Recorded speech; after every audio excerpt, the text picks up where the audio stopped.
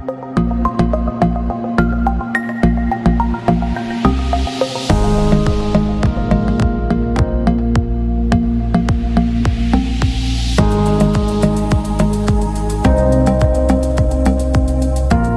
name is Mohammad Asad. Professionally, I'm an entrepreneur, plus I'm a lecturer in University of Central Punjab. Other than this, I'm a CEO of Fruitful Pakistan.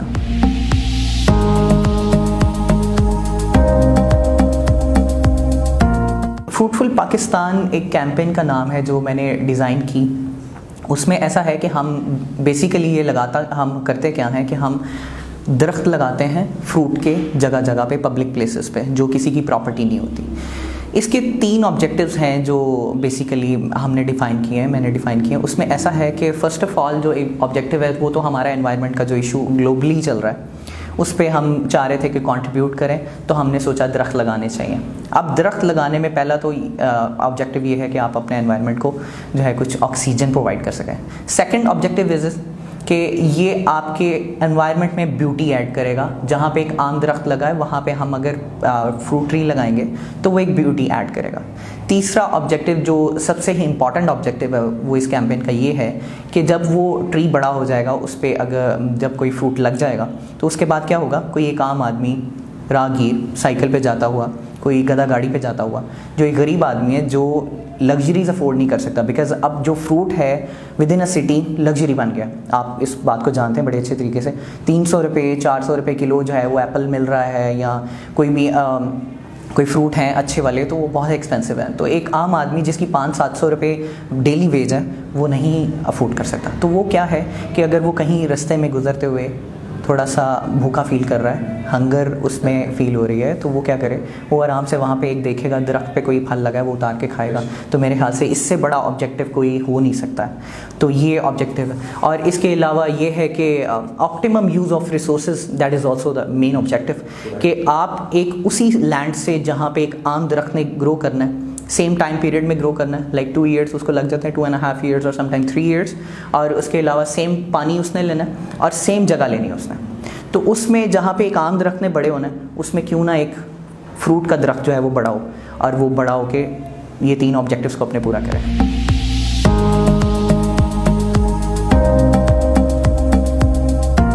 और idea generation में there is a long story. अब उसको मैं define करना start करूं तो कुछ ऐसा है कि सबसे पहले तो हमारी कुछ तरबियत है जो हमें हज़रत करमा वाला शीख पीर सैयद मीर तैयब अली शाह साहब हैं, उनकी तरबियत के साथ ही ये सारा कुछ। तो उन्होंने जज्बा पैदा किया ह्यूमैनिटी के लिए काम करने का, और उनके जितनी लेक्चर्स सुनते रहे हैं और उनकी सोबत में बैठते रहे हैं, उन्होंने हमेशा जो है ह्यूमैनिटी की बात की है। तो ह्यूमैनिटी के लिए उनको फिर रोल मॉडल भी बनाया। जब रोल मॉडल बनाया तो देखा कि उन्होंने अपनी जो उनकी एग्रीकल्चर लैंड है जितनी, उससे जो भी ग्रेन्स वगैरह जो भी कल्टीवेशन होती है वो भी वहाँ पे लंगर शरीफ में पकती है। लंगर खाना है वहाँ पे माशाल्लाह बहुत बड़ा, तो वहाँ पे पकता है। तो वहाँ से एक मोटिवेशन पैदा हुआ कि we should also contribute towards the society. तो ऐसा हुआ कि उसके बाद कुछ ग्रेजुएशन करते हुए एक किसी साहब से मुलाकात हुई। बेसिकली मेरा इंटरेस्टिंग टॉपिक ऑफ इंटरेस्ट हमेशा रहा है बिज़नेस। तो मैं हर किसी से बिज़नेस की डिस्कशन करता रहता हूँ, business ideas and many other things. तो ऐसा क्या हुआ कि एक शख्स मिला मुझे, तो उसने मुझे कहा कि आपने बिज़नेस करना है। मैंने कहा surely I am interested in. तो उन्होंने कहा कि आप ऐसा बिज़नेस करें जो अमीर लोग करते हैं, बहुत बड़े बड़े लोग करते हैं। तो मैंने कहा मेरे पास मिलियंस और बिलियन रुपीस नहीं है कि मैं स्टार्ट करूं इतने बड़े बिजनेसेस से। तो ही सेड नहीं, आप समझे नहीं है वो बिज़नेस क्या करते हैं। मैंने कहा क्या बिज़नेस करते हैं, please do let me know. तो उन्होंने बताया कि वो बिज़नेस करते हैं अल्लाह ताला के साथ। अब आई वॉज कन्फ्यूज्ड कि ये क्या बात हुई। तो उन्होंने कहा कि आप क्या अल्लाह ताला ने नहीं फरमाया कि आपको 10 गुना यहीं पे मेरी राह में आप खर्च करें, 10 गुना आपको यहीं दूंगा, और बकाया 70 टाइम्स जो है वो आपको आखिरत में मिल जाएगा। मैंने कहा बिल्कुल अल्लाह ताला ने फरमाया। तो कहते कि आपको क्या ख्याल है कि क्या अल्लाह ताला अपना वादा पूरा नहीं करता। मैंने कहा बिल्कुल करता है, अपना अल्लाह ताला अपने वादे के खिलाफ तो बिल्कुल नहीं जाता। कहते तो वो ये इसी रात को जानते हैं। और आप देखेंगे कि जितने बड़े बिजनेसमैन हैं, जितने बड़े लोग हैं, वो चैरिटी कर रहे होते हैं, कहीं ना कहीं ज़रूर कर रहे होते हैं। कहीं खाना खिला रहे हैं, कहीं हॉस्पिटल्स बना रहे हैं, कहीं पे ऑर्फन्स के लिए कुछ कर रहे हैं, कहीं पे वर्ल्ड वाइड कोई कैंपेन्स चल रही हैं। So there are many campaigns they are running. तो उससे वो बात भी मेरे माइंड में कहीं स्टिक हो गई।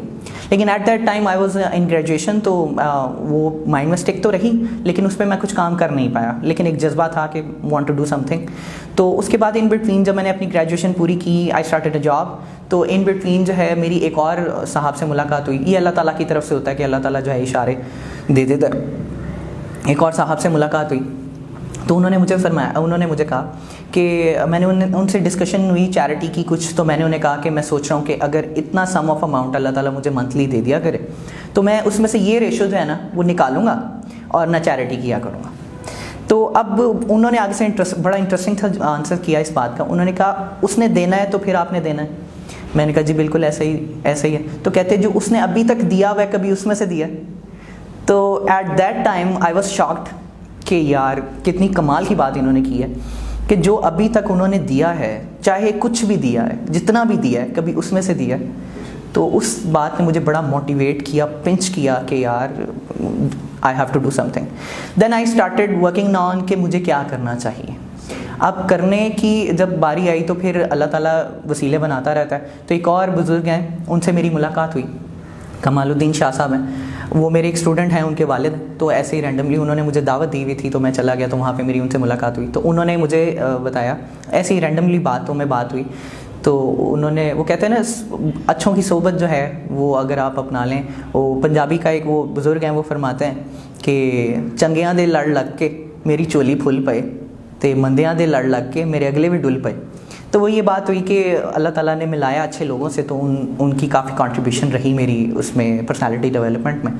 फिर उन्होंने मुझे फरमाया, वो फरमाते हैं कि उन्होंने कहीं कोट पढ़ा था पीर शेख अब्दुल कादिर जिलानी साहब का रहमतुल्लाह ताला अलैह का। उनका कोट पढ़ा, वो मुझे बताया उन्होंने कि वो फरमाते हैं कि मैंने बहुत इबादत की, नवाफिल, दुरूद पाक और ज़िक्र अस्कार, रोज़ा, ज़कात, सब कुछ, लेकिन सबसे ज़्यादा फ़ायदा दीनी और दुनियावी मुझे किसी को खाना खिला के हुआ।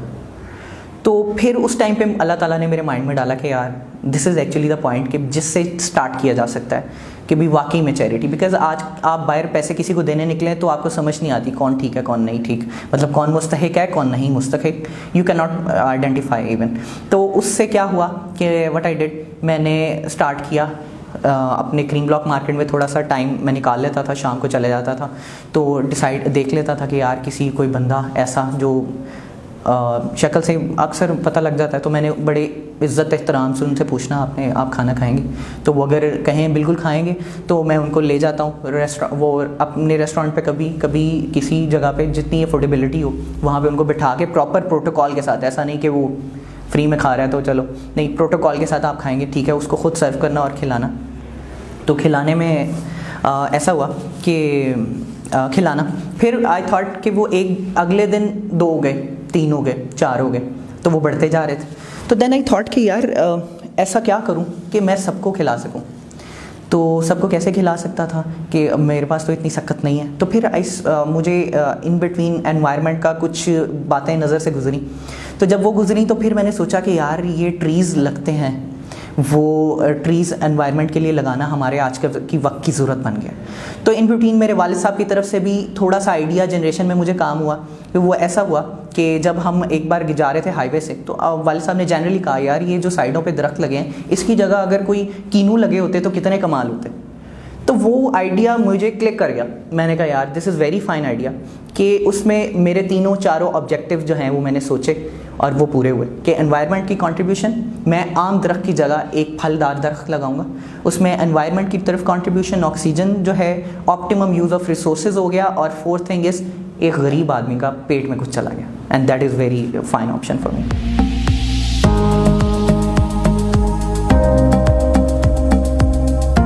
दरख्त के लगाने के बाद हिफाजत का मामला कुछ ऐसे है, कुछ तो हम प्रिकॉशनरी मेजर्स हैं वो ले लेते हैं। एक तो हम डिज़ाइन करते हैं, देखते हैं, एक तो हमने अपने ट्रीज़ को कैटेगराइज किया हुआ है। कुछ ट्रीज़ ऐसे हैं जो टफ़ होते हैं, जो ज़्यादा मतलब गर्मी सर्दी ज़्यादा पड़ने से वो बेबी प्लांट्स ज़्यादा जल्दी डिस्ट्रॉय नहीं होते हैं, ख़राब नहीं होते हैं, तो कैटेगराइज कर लिया। तो जिनकी हम हिफाजत नहीं कर सकते लाइक पब्लिक प्लेसेस पे, रोड साइड्स पे या ग्रीन बेल्ट्स में, हम फिर मॉनिटर करते हैं कुछ दिन कि वहाँ पे वासा की वाटरिंग की सप्लाई जो है यूजुअली कब होती है।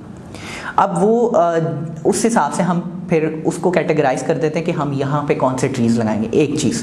दूसरी चीज़, जब हम ट्रीज़ लगा रहे होते हैं हम उसके अंदर वर्मीकुलाइट और परलाइट के नाम का एक पाउडर मिलता है, वो एक्चुअली यूज़ होता है नर्सरीज़ में। और वो किस लिए होता है? वो वाटर रिटेंशन के लिए होता है, वाटर सस्टेनेबिलिटी और रिटेंशन। ऐसा है कि जब आप 1 या 2 दिन या 3 दिन 4 दिन मिस हो जाए पानी, तो ऐसा होता है कि वो हम रूट्स के पास उसको डाल देते हैं, वो पानी एब्जॉर्ब कर लेता है अपने अंदर, तो फिर उसको जो रिक्वायर्ड मॉइस्चर है उसकी रूट्स को वो दे देता है कुछ दिन के लिए। ऐसा नहीं है कि वो लॉन्ग टर्म तो नहीं, लेकिन दोबारा से जब फिर उसको पानी मिलेगा वो फिर अपने अंदर एब्जॉर्ब कर लेगा, और थोड़े अरसे बाद जो है वो जब उसको पानी की ज़रूरत होगी तो उसमें से उसको मॉइस्चर मिलता रहता है, ये चीज़। और तीसरी जो चीज़ है, हमने फिर इस तरह से डिज़ाइन किया कि कुछ ट्रीज़ ऐसे हैं जो हम पॉसिबली टफ़ नहीं होते, वो इस जगह पे नहीं लग सकते, तो वो हम उसको मोर्टेलिटी रेट का हमें बहुत ज़्यादा इशू आ रहा था कि मोर्टेलिटी बहुत ज़्यादा थी, मर जाते थे, ख़त्म हो जाते थे। फिर मैंने उसको इस तरह से डिज़ाइन किया कि व्हाट आई डू नाउ, मैं जाता हूँ अपने आसपास के इलाकों में चक्कर लगाता हूँ और उसमें घर के बाहर जगह देखता हूँ, किसी के घर के बाहर कोई जगह है जहाँ पे ट्री लग सकता है, तो वहाँ पे जाके उनसे पर्सनली बात कर लेते हैं हम। जब बात करते हैं तो उन्हें बताते हैं कि जी हम ट्री प्लांट करना चाह रहे हैं और उसमें हमारे पास ये कैटेगरीज अवेलेबल हैं, हमारे पास ये ऑप्शंस अवेलेबल हैं, उनमें से जो आप लाइक करेंगे हम वो यहाँ पे ट्री प्लांट करेंगे। अब इसकी क्या वजह? इसकी वजह ये है कि ताकि जो है उनकी थोड़ी सी एसोसिएशन उससे क्रिएट हो जाए, एफिलिएशन हो जाए कि यार ये मैंने अपनी पसंद का यहाँ पे फॉर एग्जांपल आम लगवा लिया, जामुन लगवा लिया, कीनू लगवा लिया, मेरे घर के बाहर उगेगा, तो उसमें यह है कि मोर्टेलिटी उसकी कम होगी। ऐसा है कि वो फिर उनसे हम रिक्वेस्ट करते हैं सिर्फ 15 दिन के लिए जो आपने ना बेबी प्लांट जो है वो 15 से 20 डेज़ उसको बिल्कुल एडजस्ट होने में लगते हैं, तो 15 से 20 डेज़ आपने रेगुलर वाटरिंग प्लीज़ करनी है इसको, वो हम रिक्वेस्ट कर लेते हैं। और वो फिर ऐसा है कि उससे मोर्टेलिटी हमारी काफ़ी कम हो गई, इस तरह से डिज़ाइन करते हैं। प्लस कुछ एरियाज़ ऐसे हैं जहाँ पे वाटर सप्लाई वाटरिंग बिल्कुल नहीं होती वासा की, फिर हम वहाँ पे प्लांटेशन के लिए हमने डिज़ाइन किया हुआ है कि हम उसको बरसात के मौसम में करते हैं, कि जब बरसात आने वाली होती है तब हम ट्री प्लांटेशन करते हैं ताकि आगे बरसात शुरू हो जाएगी, 15 दिन 20 दिन जितने डेज वो बरसात होगी, बारिश होगी, तो उसको प्रॉपर वाटरिंग हो जाएगी और वो स्टेबल हो जाएगा। This is how we do it.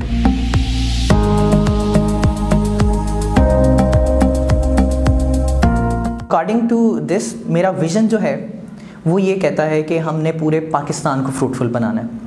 अब पूरे पाकिस्तान में हर जगह पे जहाँ पे एक आम दरख्त लगा है उसकी जगह क्या लगेगा? फ्रूट का दरख्त। अब उससे एक एनवायरनमेंट हमारे पूरे पाकिस्तान का जो है ना स्टेबल हो जाएगा, बड़ा ज़बरदस्त हो जाएगा। उसमें आपको पता है ग्लोबल वार्मिंग का इशू आ रहा है, तो ग्लोबल वार्मिंग को भी ये कंट्रीब्यूट करेगा, ऑक्सीजन प्रोवाइड करनी, और दरख्त जो वक्त की ज़रूरत है उससे हमारे कुछ डिग्रीज़ पॉसिबली हमारी सिटीज़ की जो है वो डिग्रीज़ टेम्परेचर की वो कम हो सकती हैं। प्लस जो है वो इस तरह से हमने डिज़ाइन किया है कि हम इसको पूरे नेशनल लेवल पे जब लेके जाएं तो हर जगह पे जब फ्रूट ट्री हो तो हर जगह पे कोई एक आम आदमी, गरीब आदमी जो शाम को अक्सर भूखा सो जाता है, शायद वो एक फल खा के तो आराम से सुकून से रात को सो सके।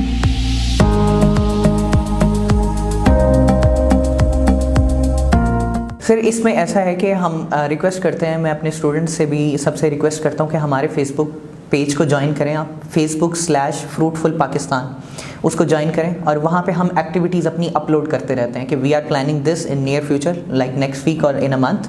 तो फिर उसमें हमारा एक ग्रुप भी है उसी फ्रूटफुल पाकिस्तान का, फिर हम जो लोग इंटरेस्टेड होते हैं उनको उस ग्रुप में इन्वाइट करते हैं, डाल लेते हैं और फिर हम अपनी एक्टिविटी को अनाउंस करते हैं कि this day we are gonna do this. तो आप जो है ना वॉलंटरली अगर आ सकें तो वो प्लीज़ उसमें आ जाए।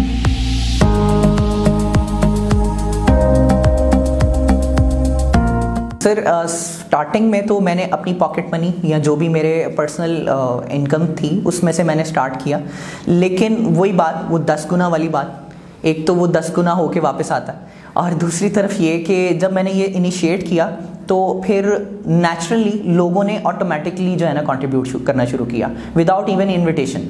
लोगों ने जो है वो कंट्रीब्यूट करना शुरू किया और आज मैं जब भी कोई एक्टिविटी प्लान करता हूँ तो उसके लिए एक्टिविटी प्लानिंग से उसकी एग्जीक्यूशन के दरमियान अल्लाह पाक इतनी रहमत फरमाता है कि मेरे पास फंड्स जो है ना ऑटोमेटिकली इकट्ठे हो जाते हैं।